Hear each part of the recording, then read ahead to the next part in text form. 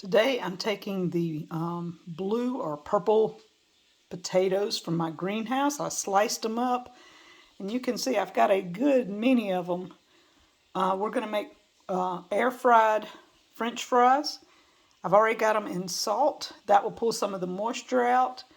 I'll drizzle them in a little bit of oil and air fry them. Amazing fries from the blue, I don't know if they're called Blue Majesty, Purple Majesty, something like that. Aren't they beautiful? I just got through cutting up these, the fingerling potatoes. I've salted them so they will pull out the moisture from the potatoes.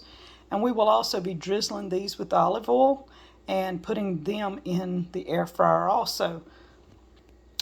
2 meals from the greenhouse. I am really excited. The high tunnels have done amazing. All right, our blue French fries and our fingerling French fries turned out amazing. Y'all, any potatoes you have, no matter how big, how small, you can drizzle them in olive oil, air fry them, or deep fry them in oil, whichever way. That is just simply amazing, and they taste so good. Fresh potatoes are awesome. Try it sometime. Thank you, guys.